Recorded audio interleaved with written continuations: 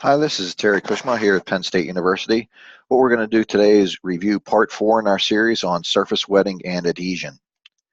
So what we've looked at so far, we looked at some definitions, examples. We looked at nature to see how wetting occurs in nature.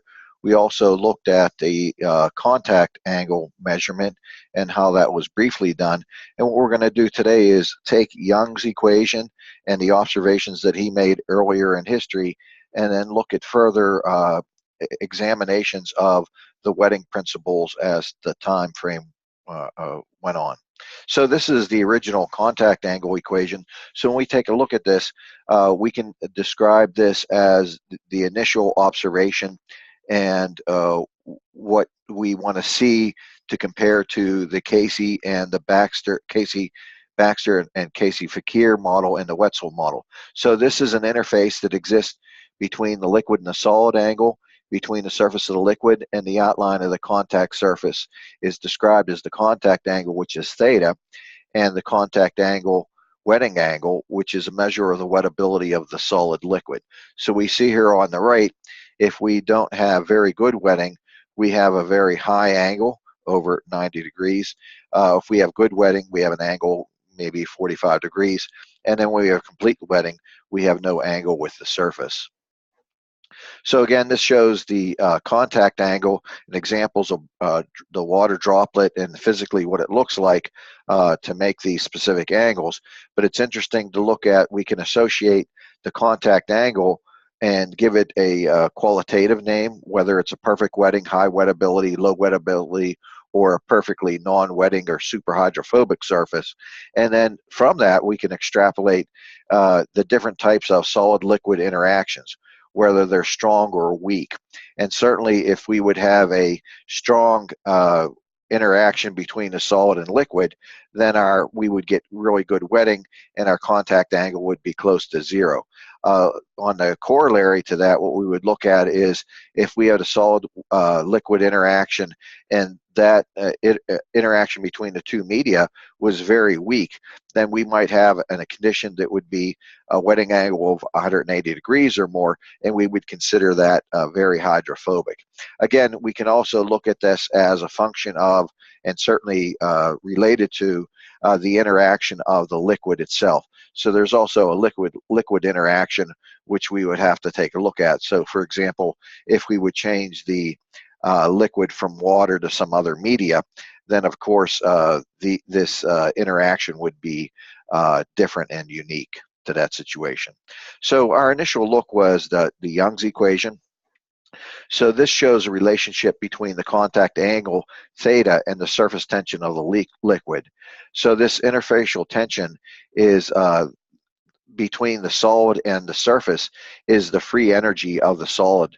And again, this is important because often in a lot of deposition work, we would look at the free energy on the surface because not only are the atoms contributing energy to this process, but the surface also provides energy to the surface to make a deposition work, etc. And this is also an interesting case that we can look to biotechnology or biomaterials for this. So this interfacial energy is also going to control the biocompatibility of different materials such as prosthetic devices. So now let's take a more detailed look at the surface free energy. So this is Young's equation, and as we can see in the Young's equation, we got gamma S sub V, which is the solid surface free energy, and that's equal to gamma S sub L, which is the solid liquid interfacial energy, plus gamma LV, which is the liquid surface energy, times cosine theta that angle makes with that representation with the angle going into the drop.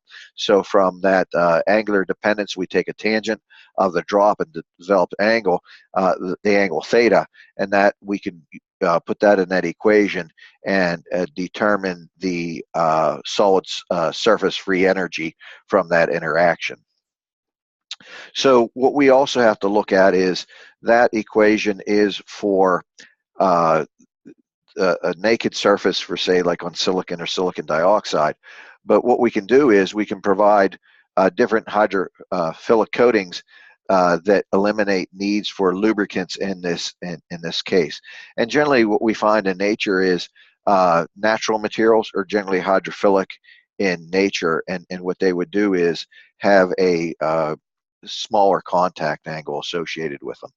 We can also do a list of, we can look at this list that I provided on this slide, and we can look at the different types of materials that come as a bulk substrate, or materials that we can actually use to apply coating to a bulk substrate that might be used for, the bulk substrate might be used for its mechanical properties, but what we might do is apply a coating to give it its chemical properties or its interfacial energies.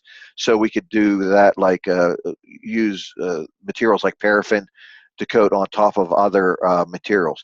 But I think this is a really good list to look at, and provides us with the nominal surface energy, and it provides us with the wetting contact angle.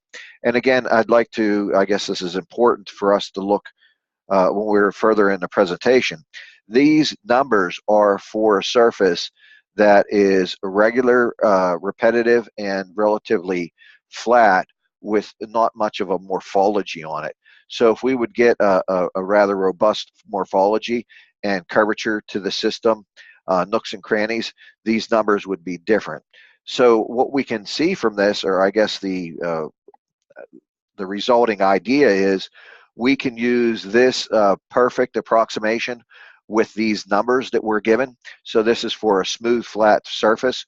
We could look at the same material, and if that material has morphology on it, so if it had some kind of chemical mechanical polishing done to it, or argon bombardment, or some other type of morphology that was done on that system, what we can do is use these numbers, measurements from that particular system, and then we can go back and extrapolate the surface roughness. So in some senses, these provide us with an equation and an information for a perfectly flat surface. What we can do is look at, measure quantitatively a material on the surface, and then compare those two conditions, and we can back out the surface roughness. So this is the equations, and kind of like the history of the equations. So in the early 1800s, we had Young developing the equation for surface energy, and his concern, or his view on this, he didn't have I guess a good idea of the surface morphology. So his equation is rather simple, and it considers a equilibrium contact of a liquid in contact with a perfectly flat surface. Then later on, per se, in history, we had Wetzel in the 1930s develop his model, and what he took in place was that the surface could potentially be textured in some way. And in his model, the water would actually be able to go into the texture. It wouldn't bridge the texture per se, so it would completely wet the surface, including the texture. And then later on, there's an examination by Casey Baxter, Casey Fakir, and what they did is they actually looked at liquids sitting on a textured surface. But what they were able to determine is that because of the spacing of the morphology on the surface and the surface tension of the liquid would actually not completely wet the surface. So basically what the liquid is doing via surface tension is sitting on top of the morphology and not doing conformal contact with the surface. So again, this is going to modify certainly the energy on the surface or the wetting angle. So we have these three main conditions from Young, Wetzel, and Casey, and these describe most materials. So again, we took a look earlier in our examination in lecture number 1. We looked at examples of materials such as the lotus leaf, and that would be an example of the Casey condition. So looking again at the surface conditions and morphology, when depositing a water droplet on a rough surface, we can have these two wetting processes to be identified. So we can look and have the Wetzel condition, where the material is actually, the liquid is wetting the surface completely, or the Casey Fakir state, where the water droplet is going to sit on top of the morphology. This is the Wetzel state, a picture of the Wetzel state. This is, I guess we can consider it, historically the second and simplest picture, which is an improvement or more detailed viewpoint than Young had. And this is shows that the liquid is able to interact complete with the morphology, and the liquid actually seeps into the contours of the planar surface. So this again was described and published in the 1930s, and it's a good look at this system. I did want to note that when we do look at the Young equation, the Wetzel state, or the Casey state, often materials don't come in those strict conditions. A material might have two of those three or all three of those conditions on the surface. So wetting is actually a very complex state, and it certainly depends. I think we can draw the dependence on certainly there's some parameters that are very important: the surface tension of the liquid, and the morphology and the periodicity and the distance of the morphology, and certainly the material properties and the chemical termination on the substrate. So there's a dynamic here which has a multitude of different types of conditions.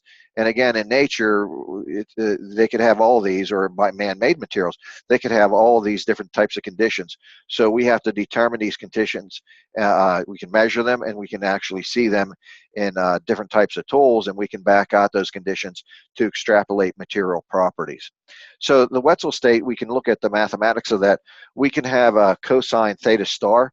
This is actually the apparent angle which corresponds to the stable equilibrium state, and which is the minimum free energy of the system. And then what we would have is a modifier for R cosine theta. That R is going to represent the roughness ratio. And this is a measurement of how the surface roughness affects the homogeneous surface. The roughness ratio is defined as the ratio of the true area of the solid surface compared to the apparent area of that surface. So if we take a look at this equation in detail, we would define the Wetzel equation as cosine theta star W, and we would define this as the Wetzel contact angle. And then that would be to determine that, we could look at and measure the surface. We can look at the true surface area divided by the ideal surface area, which gives us R, and then the cosine of the angle theta gamma, which would be, or y sub y, I'm sorry, which would be Young's contact angle. So again, this is a more complex system, but it takes in impact, or it takes concern of the surface area compared, the true surface area compared to those material properties that we identified as the ideal surface area or the ideal contact angle. So here again is the water droplet, a picture of the water droplet where the liquid actually sits in the grooves of the surface. So this shows that there is an increased contact area between the water and the solid surface, and the increased contact comes from certainly the increased area, because we actually have to wet within the morphology. So if we would take a tape measure and go linearly across the surface, we would get a certain figure. But if we went up and down those deviations in the surface for the morphology, of course, we would get an increased surface area. So what this does is, linearly in a small area, it gives us more contact. So the Casey-Fakir state, this is, in our look at, I guess, historically, this is the third implication, or the third equation set, simplistic equation set that we have to measure the liquid-vapor interface. And what we do is we would still consider the interface as relatively flat, but the main concern here is that we would have very small pillars, which we would say is the morphology on the surface, and this is going to control the interface of the material. So the liquid itself is shown in this picture. The liquid has so much surface tension, it's not able to breach the morphology in the system. So basically, the liquid is going to sit on top of the morphology and not completely wet this. So this has a minimal surface area, just like the flat state. And often we have materials, this is indicative, I guess you can recall in lecture number 1, we took a look at a material in nature such as the lotus leaf. So this Casey-Fakir state certainly describes that entity, or at least on the first iteration, of the lotus leaf. The lotus leaf also has oils, which would be another variable on top of this particular condition.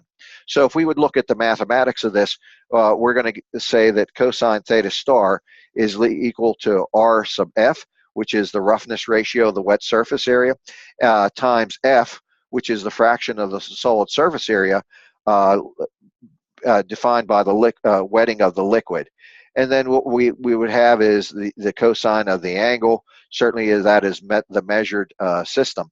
So this is really important because if we would say what we're going to define is F here, when we look at F, when F is equal to 1 and RF is equal to R, this Casey-Fakir equation, Casey-Baxter equation, is actually going to reduce to the Wetzel equation.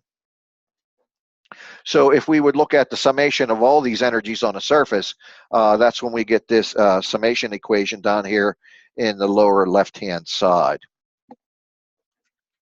Again, we're looking at the surface conditions. So the liquid is conformal to the surface energy, which is the Wetzel equation. And when the liquid is sitting on top of the post, we're going to get what we term the Casey or Fakir state.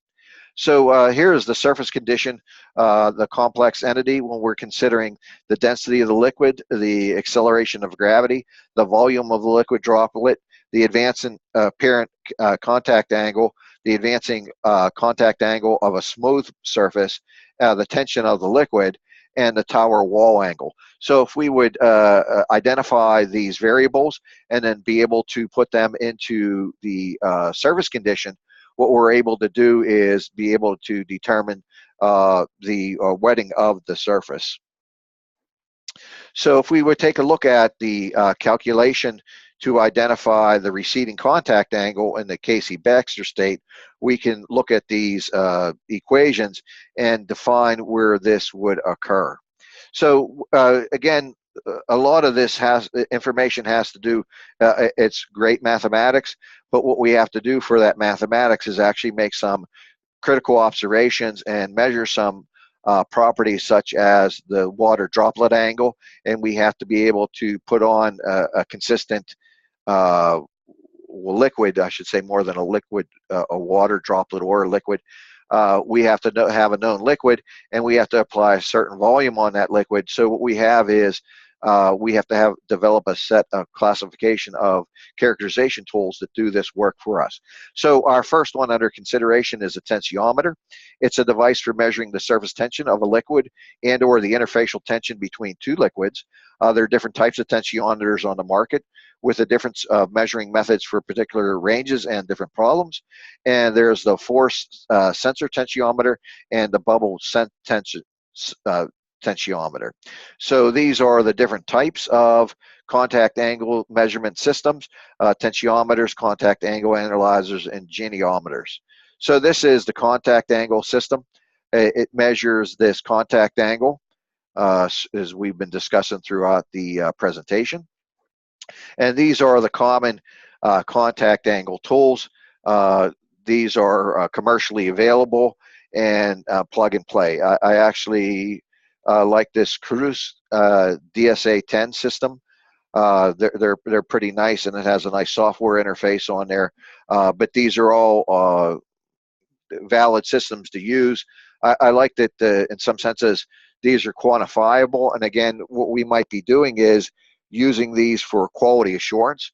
So for example, when we would produce or industry produces material such as prosthetic devices, before that's inserted into the patient, it has to be qualified, the surface conditions for bioavailability or bio capabilities. What they would do is extrapolate that data from contact angle measurement. So what they do is they verify that the material is appropriately processed. So that they would do for that qualification is quantify and save and document the contact angle on that particular device. So for characterization, a bubble pressure tensiometer is an instrument for determining the dynamic surface tension. It's the maximum internal pressure of the gas bubble, which is formed in a liquid by means of capillary forces measured. According to the Young-Laplace equation, the internal pressure P of a spherical gas, which is the Laplace pressure, depends on the radius of curvature R and the surface tension. So again, this is our fourth presentation in this particular subject, a very interesting subject. So I'd like to thank you for your attention. And what we can do is look at further issues in nanotechnology and other applications. So we'll see you the next time. Take care.